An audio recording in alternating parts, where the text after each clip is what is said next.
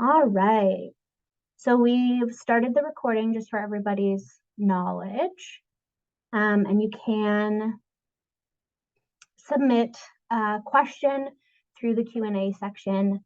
And if I can't answer it right away, we'll answer it at the end for sure. Should be here for about an hour. And we're talking today about understanding the basics of the transgender community as a key population in STBBI frameworks. It is part 1 of 3, so at the end we'll have a little bit more about the two next parts. So feel free to register for those. But we're going to start with the basics today. And before we do, I'd like to acknowledge that gender or the binary is specifically a European colonial construct. Indigenous people who occupied Turtle Island, and in this specific area, that would be the Niitsitapi, the Tsuut'ina, and the Yahe Nakota, as well as the Métis, were in Nation 3, or Region 3.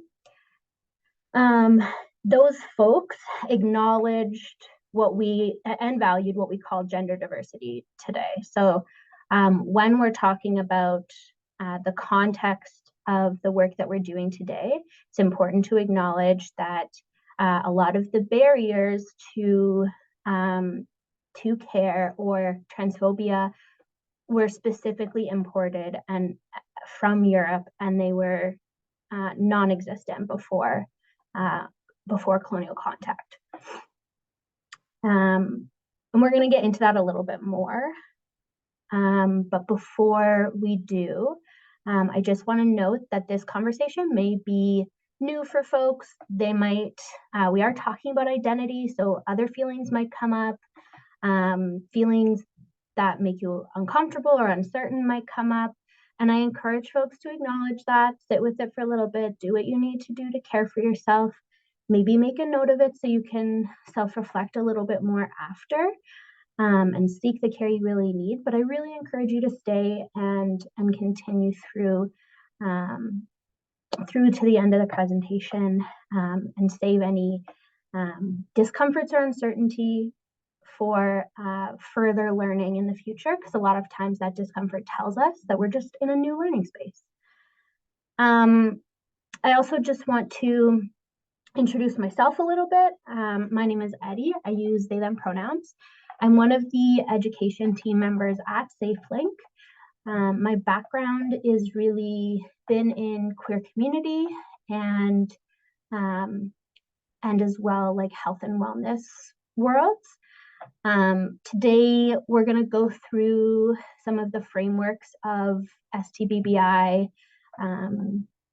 care and programs, I guess. And then we're going to dive a little bit more into the history aspect, talk a little bit and probably mostly on the gender basics and language. We'll talk a little bit about transition, and then we're going to end on what some of the current movements and current happenings are in Canada. Keep in mind that this information is mostly Canada-based. It's going to be different for people in different areas, but a lot of the research we pulled is Canadian-specific. All righty, we're going to get right into it. So when we're talking about key populations or priority populations, the Public Health Canada in 2018 did name trans people a priority population in STBBI frameworks in 2018. You can see from the quote on the left. However, Canada has not named trans people as a priority population in HIV response and frameworks. However, the global frameworks have. So the World Health Organization has named trans people as a distinct and priority population. So Canada is not in alignment with international frameworks in that regard, but they are in alignment with international frameworks on the STBBI side. We're going to dive into this and how and a little bit more about it and how trans people have gotten there in the second presentation of the series. But just for your context today, SafeLink here in their framework, or in our framework, serves many populations, one of which you might have seen on our rotating slides at the beginning is cis and trans, gay, bi, and queer guys. Historically, or like within these contexts, you might have heard the term men who have sex with men. That was a term that was popularized in the HIV response in the 1900s and 1900s. That seems so short ago. They were, the term was really popularized then, and really for people who didn't identify as gay but were having sex, who were men who were having sex with men. So a lot of community today feels that it speaks to the internalized homophobia that was pretty prevalent in that time, and really influenced that particular language. So SafeLink uses the language of cis and trans, gay, bi, and queer guys to be clear that the services are inclusive, while also acknowledging the specific history of HIV and STBBI frameworks, and the historical significance of men who have sex with men, which logistically, or like when we break it down, is a pretty inclusive term, but to community and based on that historical use, it's not a term that people feel is super inclusive. So that's what we use instead as a way to signify both. So getting into history, starting with the colonial history, it's important to acknowledge that gender diverse people have existed across time, across like around the globe, in different cultural contexts, and specifically in all language, there's been room for them. Indigenous people specifically on Turtle Island held gender diverse people in a really high regard, usually in social positions such as like knowledge keepers, healers, teachers, spiritual guides. The Navajo people who are down in the US had 5 different recognized genders. Ojibwe and Lakota people recognized people who were half man spirit and half woman spirit.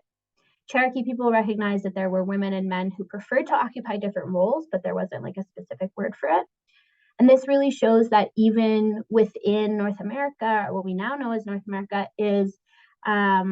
was really diverse. And so we're going to talk about that a little bit more, but it's really important to acknowledge that it wasn't until colonial contact that the binary, or the idea of only 2 genders, was introduced and enforced. And it was a part of colonial genocide, and a really huge part of residential schools was conforming people to the 2 gender roles that they had to occupy. Famously, there was like a historically known gender diverse or like indigiqueer person was Wewa. They are at the top right corner in this graphic. They were Zuni, so born in today's New Mexico, and they became famous because of their friendship with an anthropologist named Matilda Stevenson, who featured Wewa in many like gender studies and gender research. And so they were made when they became popularized in the media, especially, or in community. They were made to conform and fit into binary society, and often that meant that they were being perceived as a cis woman, and they were having to perform that type of expression. So I really want to acknowledge that in any type of service provision that we provide, if we're not moving beyond the understanding that there are only two genders, it's not only transphobic, but it's historically ignorant and Eurocentric. So it's important to acknowledge that. All right, so post contact, we're getting into a little closer timeline history. We're going to go through some of the important events leading to where we are today in Canada and Alberta. Many people might know about the American Stonewall event in 1969. That isn't going to be on our timeline, but we are going to mention that I want to mention that it's a really influential time, and it led to many different things that you'll see on this. But first and foremost, I want to mention in 1952 that the fame of Christine Jorgensen. So she became widely known, especially in the media, as the first trans woman to undergo a successful bottom surgery or a vaginoplasty. She flew all the way to Germany for it. And she was able to be made really famous for it specifically because she was a rich white lady. She was able to afford going to Germany, paying for the surgery out of pocket, and she very much conformed to the ideal beauty standards of the time. So it was international news. She became famous all around the world and in Canada specifically, and this really influenced the culture of beginning to recognize that trans people exist. In 1969, the same year of the American Stonewall, the Clark, colloquially known, gender clinic opened in Toronto. And at the time, it was the very first clinic that was specifically targeted or specifically there for supporting trans people. It was mainly for psychiatry, and so that they could refer people to more medical services, and they really helped shape the current referral process for transition for trans folks today. In 1971, following the 1969 American or the US riots, we start to see riots popping up in Canada, all across Canada, small to large, depending on the areas, but we're starting to see lots happen. And then in 1973, the first surgical center for trans people opens in Montreal.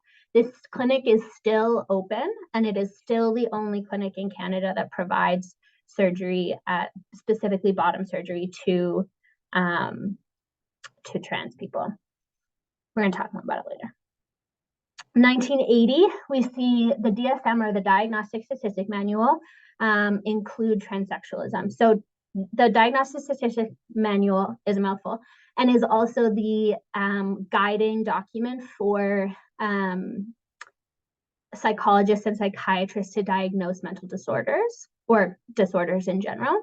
So including transsexualism was a two-sided coin in terms of it being validating in the potential for future referral processes and for people to be able to get medical care.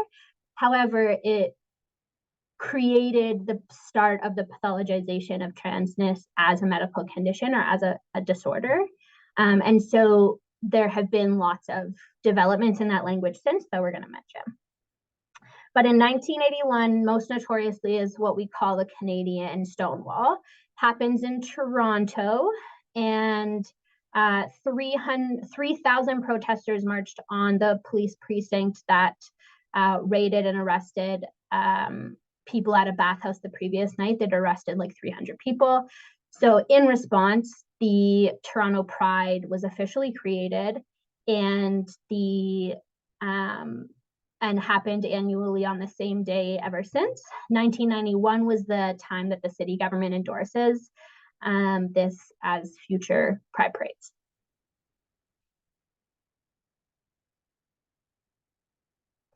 Okay, so in 1989, we mentioned that lots of different Indigenous people had different language and different understanding of gender across North America, or we now know as North America.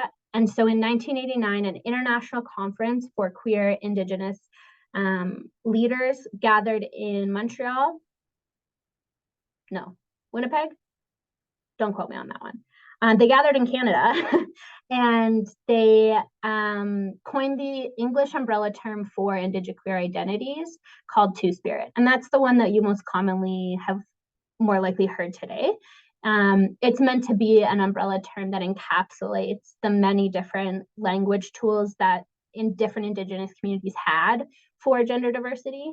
And it was coined by those Indigenous people. In 1994, we see one of those edits to the DSM, and that would be the DSM-5, and we see it change to GID, or gender identity disorder. This still focuses a lot, this language still focuses a lot on the concept of transness being a disorder.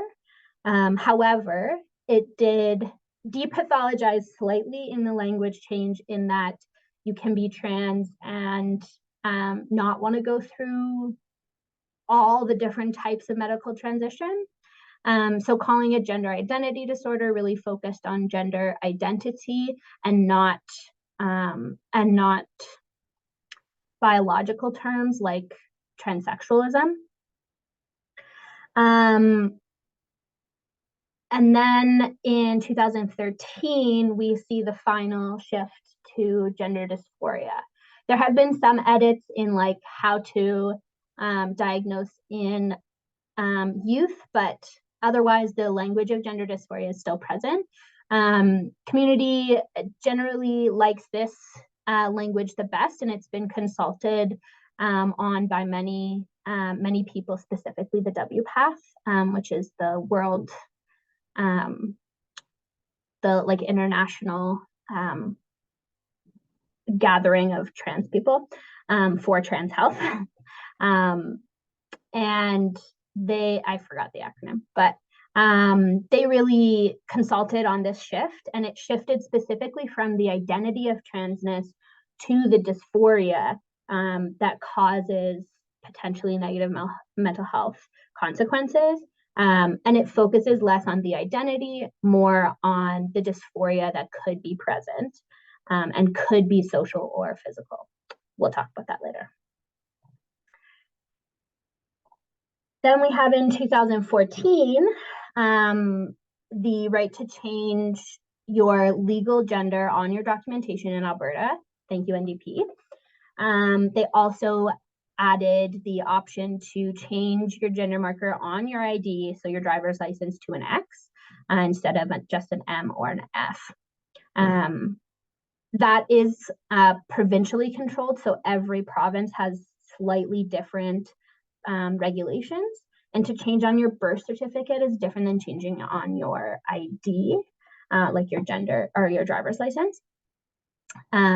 So details on that can be found on the Skipping Stone website. I would encourage people to check out their guide because it's a super complicated process, but they have lots of really great information on it. And then in 2017, we see Bill C-16. Woohoo! Bill C-16 made it so that gender identity and expression are covered under specifically the Canadian Human Rights Act. So it was specifically added only in 2017. So it's quite a basic history timeline for you. There's lots of other points we could have added to it, and there's lots more that we can learn. You can check out the resources or the references at the end if you want to find some more information on the history. But now we're going to dive specifically into some of the language that we've been using and learn a little bit more about what gender diversity, what transness really is. So you've heard me mention the binary. This is the concept of only two genders, and it's specifically the European understanding of gender. And so you'll see the diagram here shows two specific pathways that you can take. And it starts at birth. It starts with the doctor, we're born and the doctor holds us up and says, it's a boy or it's a girl. And that's based purely on a visual check. There's no other tests involved in that. And for folks who don't fit visually into that, those two categories very distinctly, they are, we'll talk a little bit more about in the next slide, but they are usually asked to conform to one or the other, and parents are encouraged to choose. And then, as you can see, they are dictated to follow a certain path. So we start at that physical check, and then the doctor writes on our birth certificate which one that is, and there's one of two boxes there. And then what we go home and our parents raise us and dress us in the way that's been dictated and by that path. And then, we play with those toys, and we're told that we can play, sports, or we can play with Barbies. And that starts to teach us some of the roles we're meant to occupy. And then we grow up and we're a teenager, and people start asking if we have a boyfriend or if we have a girlfriend, and that is always the opposite of what pathway we are on. And so that is, those are kind of the 5 assumptions that come and start at birth, right? Everyone has to pick one or be assigned to one, and that means that you follow those pathways for the rest of your life. Those pathways are assumed, and there's no deviating from this. So that is the most predominant understanding of gender today. It's what we call cis and heteronormativity. Those are big words, but they are the assumption of this set path among everyone. But what we do know is that it's more complicated than that, and that's just one way of looking at it. So this diagram really breaks down that there are 4 or 5 distinct categories, but you'll see it looks super complicated, but bear with me, we're going to break it down. Okay, so we're starting at gender identity. That's one aspect of ourselves. That's what we feel internally, how we feel about ourselves. Oh, goodness gracious. How we feel about ourselves, how we feel, what words we feel work for us, those kind of things. And then we have the green dots. That might be how we express ourselves based on that feeling, or what we wear on a day-to-day basis, what we've been told to wear on a day-to-day basis. We have our sex assigned at birth. This one is not on a spectrum only because the assignment is based in that binary system still. So you're only able to be assigned one of 3 things. If you don't fit perfectly into that male-female box through that visual check, then you're labeled as intersex. Some places don't even have that option, and they'll just encourage parents to pick one of the boxes and typically do corrective surgery based on that. And many people grow up to not know because we don't test things like hormones and chromosomes, which are part of that assignment, but it is an assumed aspect. And so many people don't get their hormones or chromosomes tested ever or until later in life. But those are all part of what we call our sex or our bodies, what we're born with, assigned, etc. And then we have attraction, those 2 hearts, and that is a separate thing that we're talking about today, but definitely something people can explore further. What we're really focusing on today is that these 4 aspects of ourselves, and in the previous slide I had 5 only because I included gender roles, but that is kind of a separate thing or part of expression. So we have 4 distinct categories here, which were previously assumed based on that first one, the sex assigned at birth. But what we see is that there are actually 4 distinct aspects of ourselves. And those 4 things are on a spectrum. and we're all on different parts of that spectrum, and it's like Mr. Potato Head. You can like mix and match. And everyone can be on different places in those scales. So words like transgender really mean that our sex assigned at birth does not match our gender identity. So there's a specific word for that, those two identities not matching. The opposite being cisgender, which means our sex assigned at birth and our gender identity do match.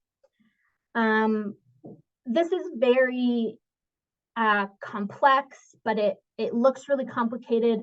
But there are some, you can use this worksheet also to like find and place yourself on it. And there's lots of different ways to describe it also. There are lots of different words in each of these sections that aren't included on this, and lots of different ways to think about it. Some people think about it like a color wheel or like a galaxy. I love this analogy, but that's because I love space. And I think that the concept of like gravitating towards or the concept that's a little bit more like able to flow feels a little more right for me, but everybody's different. So this is just a different analogy for how we understand gender. And that there are more than just two. All right, so when it comes to the timeline of gender, you know, right at birth, we have that assignment, and then the assumption in parenting and in the world grows from there, right? Let's break that down a little bit more. So we have age 2 to 3, children are starting to recognize gendered patterns in their environment. So they're noticing who, you know, who has long hair and who has short hair, and that those two categories mean that, you know, maybe one of them is super sporty, the one with short hair is super sporty, the one with long hair is super fashionable or something like that. They're starting to recognize those patterns. It's not conscious yet, but they're recognizing those distinctions. 4 to 6, they're starting to identify with those patterns, with those observations. So they look at, you know, for example, mom, and they're like, ooh, I want to try that. Or I look like, I want that. I think I like a barrette in my hair. Things like that. So they're just starting to mimic and, like learn to mimic those observations. 7 to 9, ages 7 to 9, they're starting school, right? So they're beginning to see what the assigned gender roles are and they are building on that awareness of the expectations for their category. Things like gym class, they're like girls on this side, boys on this side, girls versus boys. So they're starting to be taught, you know, that let's draw a picture of our family and everyone has a mom and a dad. And they're starting to see that that they're starting to build that awareness of those two streams and those two alignments, and there's those two assumed paths. 10 to 14, they're starting to explore further their different aspects of themselves and how they fit into those categories. It's a really big exploration time. And then 14 plus is a super interesting time because you really start to see the internal solidification of identity, or the like panic at a lack of solidification, like confusion and the panic that's caused by that confusion. So you're starting to see potential concealment. Also, they might have a really solidified concept of their own identity, but that is, they're very aware that they're going to conceal that aspect of themselves, and that concealment is an intentional act. So that's how we grow our sense of or concept of gender. It's been really well researched, and it is the same for a lot of different like social constructs. So the development of and like understanding of racism and race is a very similar timeline. So just to review some of the key terms here, we have our sex, which is our biological characteristics, our genitals, hormones, chromosomes, and it is assigned at birth. Then we have our gender identity, which is our felt or internal sense of gender. We have the term cis, which is a Latin term for on the same side or on this side of, the same as. So you add gender to the end and you get someone whose gender and sex assigned at birth match. Similarly, trans is a Latin term meaning on the other side or beyond, or different than. So you add gender to it and you get someone whose gender and sex assigned at birth don't match. The reason that we will talk about like sex assigned at birth is really to acknowledge that it's an assignment, it's an assumption, and that bodies are different from that assumption or that assignment. So it's important to distinguish your language there using sex versus sex assigned at birth based on those contexts. Non-binary is a term you might have heard for an identity that's not within the gendered binary of male and female. So people who don't fit into either of those categories, whether they've, like, no matter what their sex assigned at birth is, but they may lean in a different, like they may express themselves a little more masculine, or they may express themselves a little more feminine, or they might be androgynous. Androgynous is a term specific to expression. Just to clarify, I have this fun diagram here that shows that the trans umbrella, the word transgender is an umbrella term for many different identities. Binary trans identities being trans women and trans men, keeping in mind that trans is a verb. And non-binary identities are those that don't fit into that binary.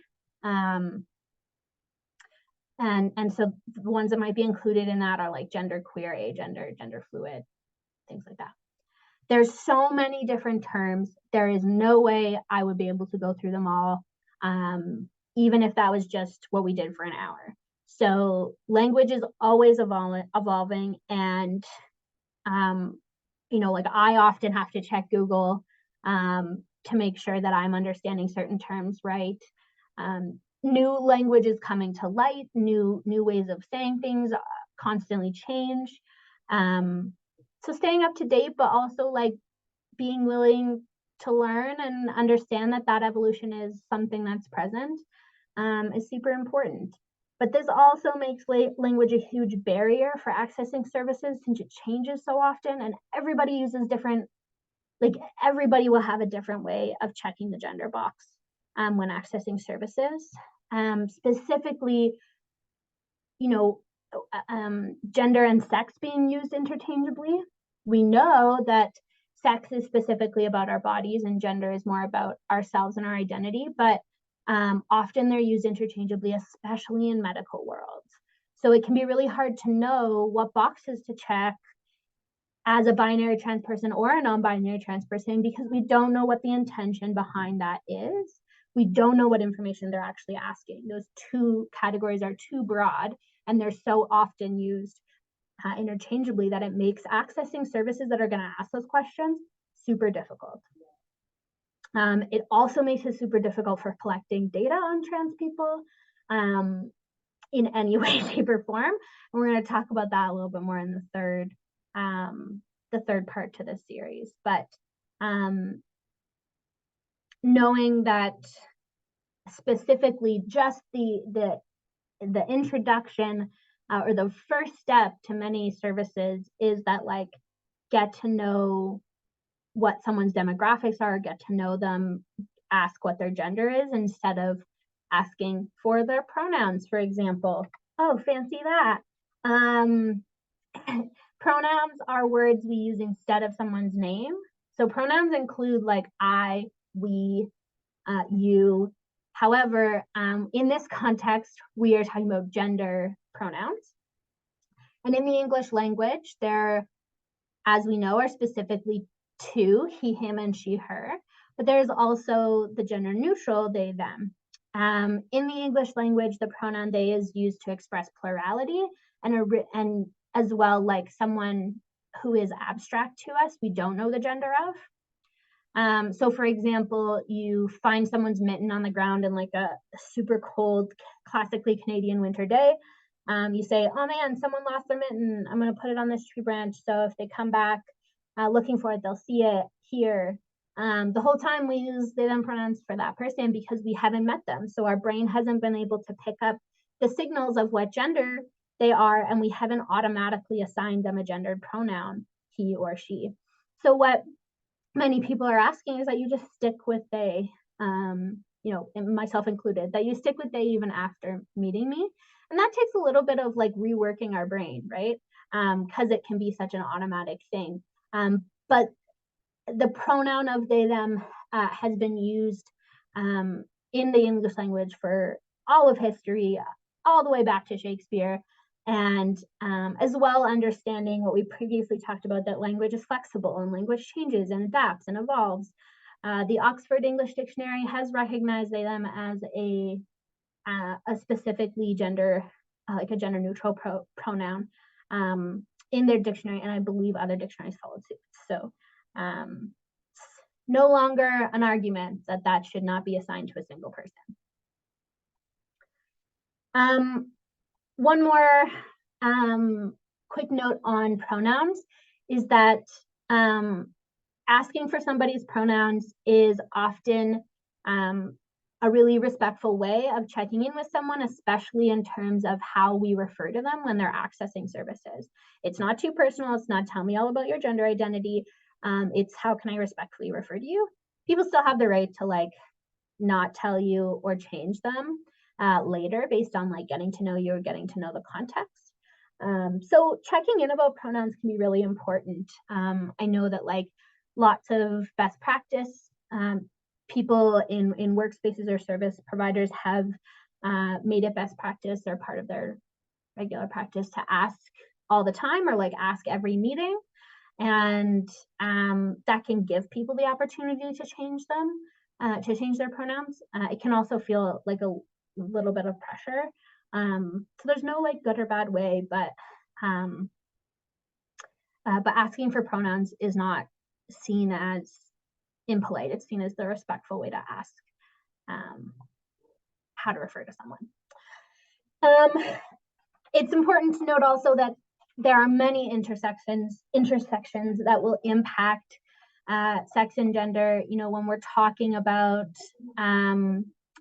intersectionality, a really important note is that Black trans women are the most marginalized and see the most level of discrimination that we're going to talk about. That's very well researched and really speaks to the intersection of gender and race. And there are many different aspects to intersectionality that is notable. But intersectionality is specifically the unique experience of having multiple marginalized identities. Audre Lorde talks often in like the Cancer Diaries, she talked often about being a Black lesbian and having to be, and the discrimination she saw in Black communities for being a lesbian and the discrimination she saw in the lesbian community for being Black. Kimberly Crenshaw was the one who coined it as a Black woman, and she talks specifically, she has an epic TED Talk on it about the intersection of sexism and racism and what that looks like. So I really highly encourage you to look up her TED Talk. One of the other intersections that we see are neurodiversity, which is a non-medical term for a wide range of differences in brain development. One of which is autism, another being ADHD, OCD, bipolar, sometimes like brain injuries, FASD, things like that. It's a huge umbrella term. But specifically when it comes to trans community, we see that trans people are 3 to 6 times more likely to be autistic. And similarly, it's estimated about 4 to 9% of people with autism are trans or gender diverse. There is like a ton of different theories for why this is, but there's no like real solidified reason, quote unquote, for why this is. But you can definitely read more about it. I think there are definitely some important links in terms of understanding social constructs and how they relate to ourselves. But I think this is really important to mention, as it is an intersection that will impact people's ability to receive services, since a lot of times it requires, there are increased sensory issues and increased language barriers. So it's specifically, especially that like sex and gender confusion, having to check a gender box can be really difficult for people who are neurodiverse and trans. And often, they'll just leave it blank or leave notes because it can be so hard to figure out how to check those boxes. Okay, so what does it really look like to be a trans person who goes through transition? Well, I always talk about the process of transition starting with the identification of dysphoria. And that is typically because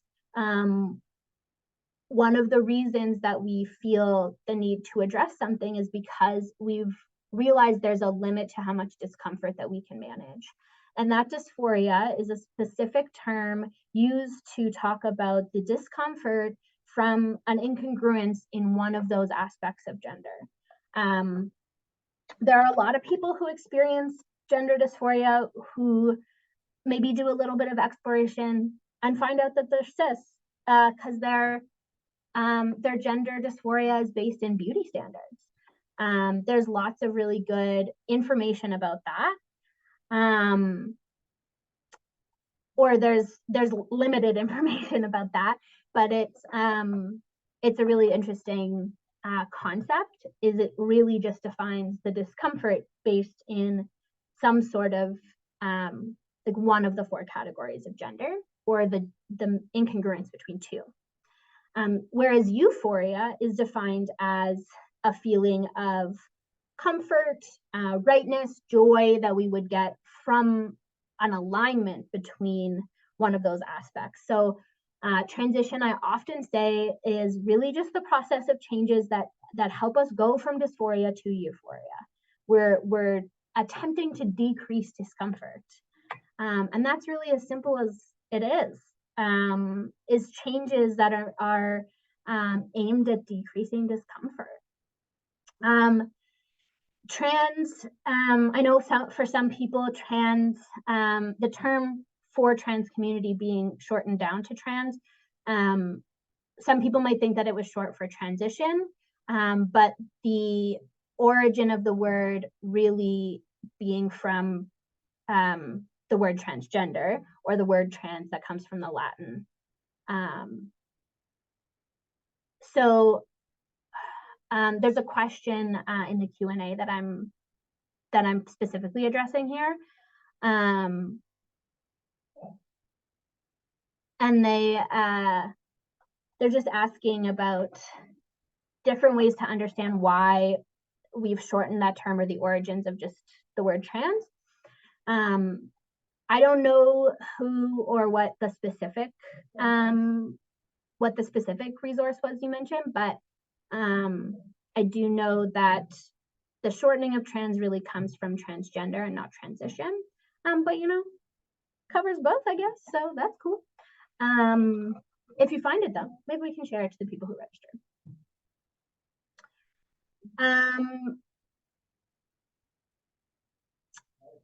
When we're talking about transition, I often will talk about or dysphoria, I'll often talk about social dysphoria versus physical dysphoria. And this is really kind of a new concept. There's not a ton of research on it, but social dysphoria is really the focus on the perception of an incongruence, like discomfort in the perception that other people have of that person. So it's very socially based. So if you were on a desert island and there was no one else around, would you be happy? Would that solve everything? Or are you still going to have some discomfort with where you're at? And that would be what we call like physical dysphoria. So discomfort that's quite internal, is felt, usually targeted at our bodies, and is based in that concept or feeling of incongruence or not rightness. So the analogy of the desert island, if there were like a magical fruit that you could take a bite of, and I know the analogy there has some poor historical references, but if you were able to do that and it would change your body magically, would you eat that orange? Or that, I don't know why I assigned orange, or that fruit. So for some non-binary people, for example, their dysphoria is not about their body. They're super comfortable and happy with their body. And that's not just non-binary people, by the way. But they don't feel the need to physically transition, or that their dysphoria is not physical, it's all social. Some people have a nice fun mix of both. And that's where we break this down into like 4 kind of different types of transitions that people might go through. So they might go through a legal transition. That would be like changing your documentation, changing, like having, and it's a really, really expensive process and lengthy because you have to change it in so many different places. But there are lots of really great guides on how to do that. We also have our physical aspects of transition, being like changes in our body or appearance. So there's lots of ways to like change our appearance without changing our bodies. Gender affirming gear is one of those things. So clothing that we can wear specifically to change the look or shape of our bodies. And then we have social things like coming out, changing the labels that we use, using and figuring out different language, asking people to use those language, introducing ourselves differently and learning that different language. I know sometimes when I was changing my name, and I do a lot of like in my head talking to myself, I would find myself like years later using my birth name to like internally talk to myself. Super weird. But that also touches on personal or like internal or self transition. And I really think that's an recognized and underutilized or like under discussed aspect. A lot of people, or some people that I know, have explored gender, understood themselves to be gender diverse, and it ends there. They're happy in the situation they are. Their dysphoria is not super high enough for them to feel they need to change things. And if they were to change things, it might cause them more dysphoria because it would be such a big thing they had to talk about. So this really, I think, is an under-discussed topic. I'm recognizing that it is 11:50, so we might not have a huge amount of time for questions. So I'm going to barrel through the next 2 slides, and then we'll really tie it up so we can answer some specific questions if people have them. So hormone replacement therapy, or HRT, is one of the ways that we can physically or medically transition.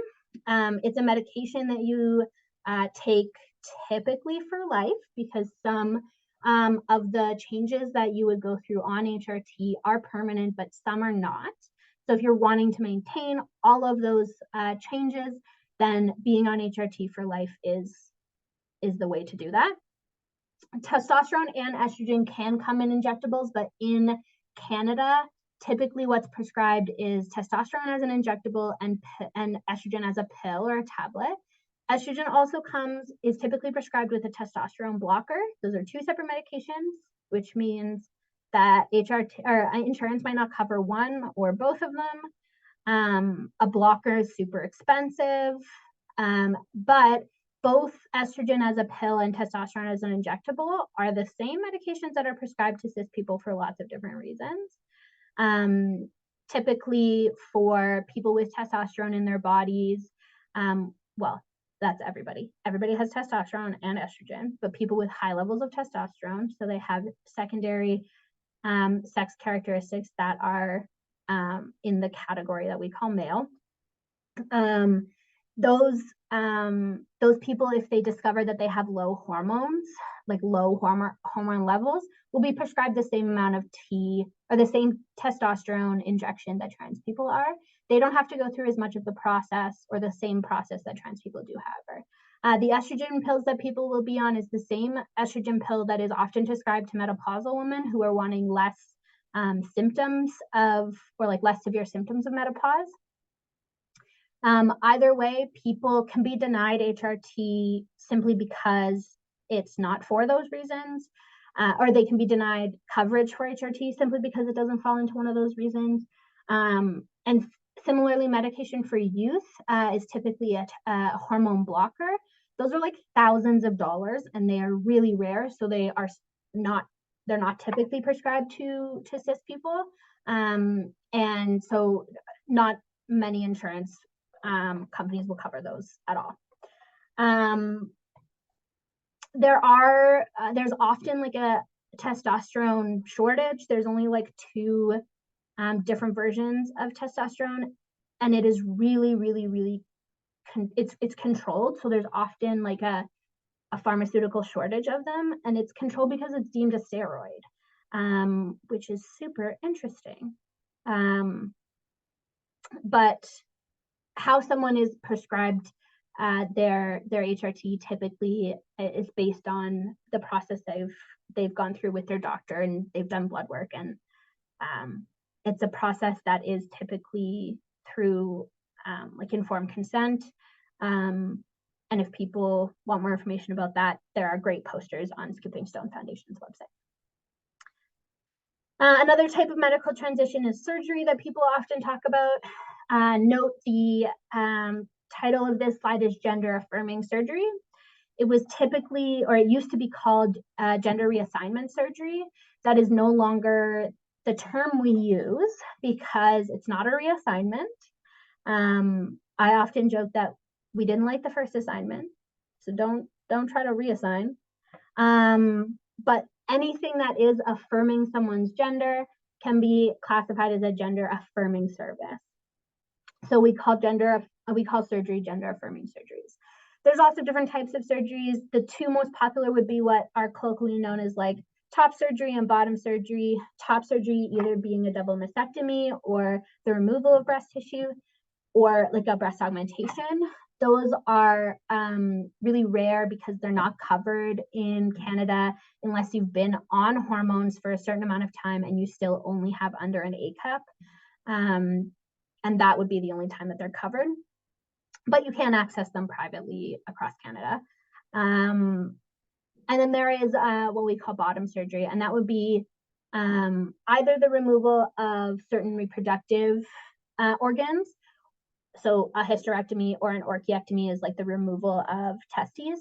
But vaginoplasty and phalloplasty are the creation of a vagina and the creation of a penis. There are lots of different stages to a phalloplasty. So people can have like 4 different types of phalloplasty, or 4 different types of surgeries. And then the phalloplasty is like the one that does them all and creates, it takes like a skin graft and creates a penis. Many like gynecologists have looked at a post-surgery trans woman and have not known that it was a created vagina or a medically created vagina and not a born vagina. However, the people who go through vaginoplasty do have to dilate for the rest of their lives, because if not, then the vagina can just close up. lots of people report that they do have like sensation after surgery. It comes in different stages, but there are other types of surgery. There's the facial surgeries, lots of different types, mostly the cheekbones and the chin or the jawline. And then we have Adam's apple shaving and like lots of different facial surgeries, but they are all private, not covered, and they're really, really hard to access. You'd have to go to the US for them or somewhere else. Keeping in mind that the only place you can get bottom surgery is in Montreal at the GRS clinic. You need two professionals. One must be a psychiatrist in order to be referred. However, that process in Alberta changes like what I want to put in my coffee. Like it changes all the time. So the process is really hard to know. I encourage folks, Skipping Stone Foundation or other specific professionals who are part of the referral process will know best what the current process is. And again, surgery insurance will not cover recovery time. And the recovery time for surgery is like hefty. It's like up to 6 months. And it does, I say, require support at home. So to fly out to Montreal for the person getting surgery is covered.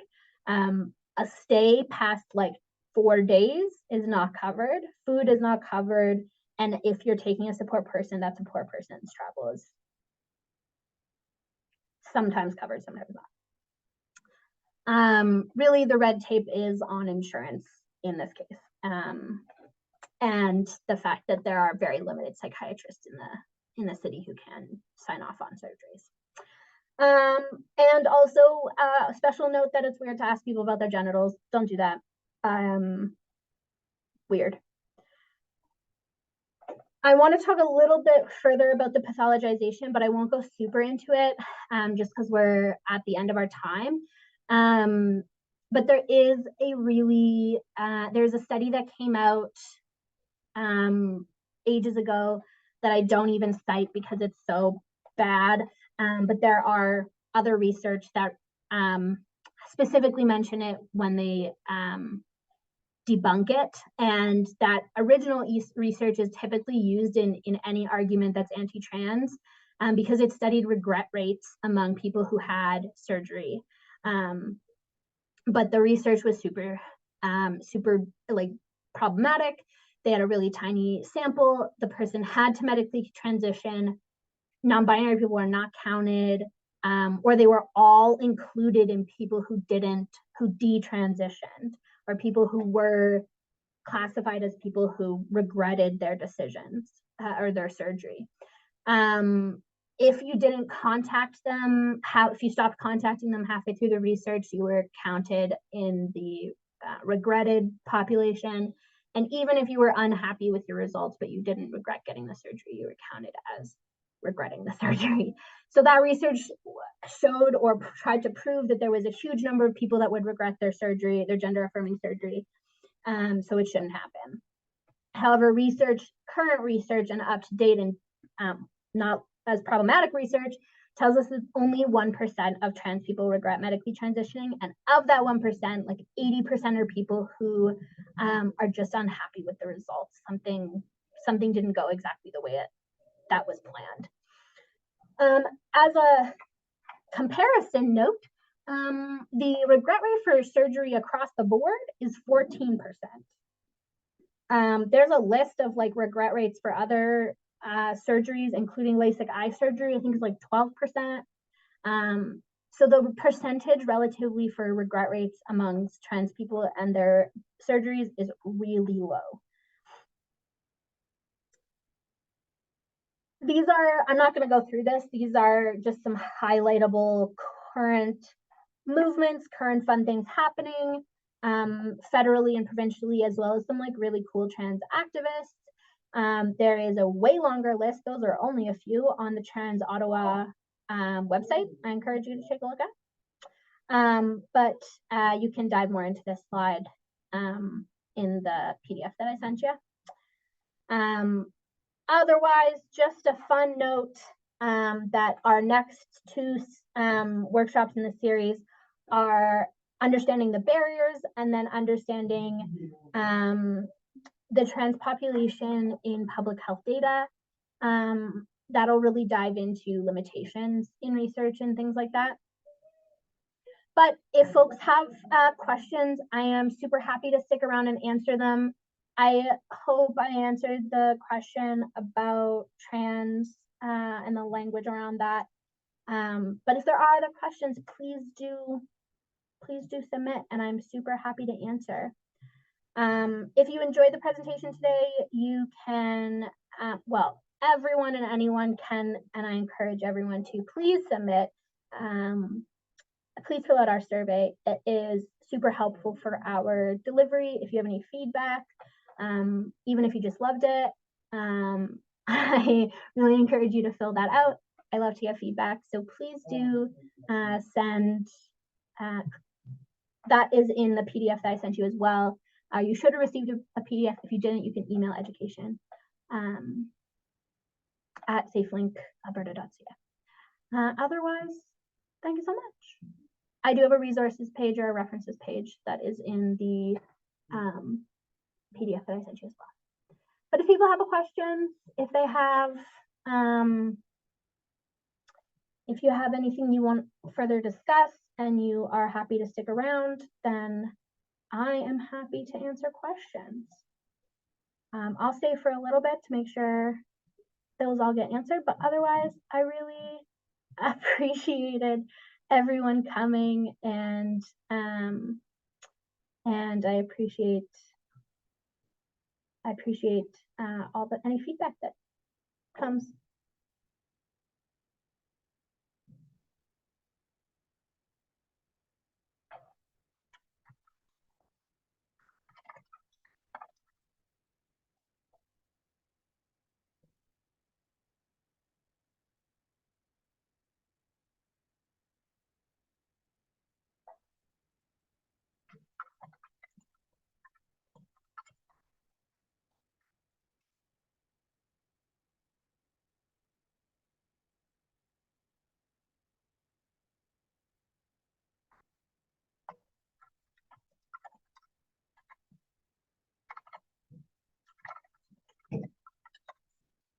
You can come in.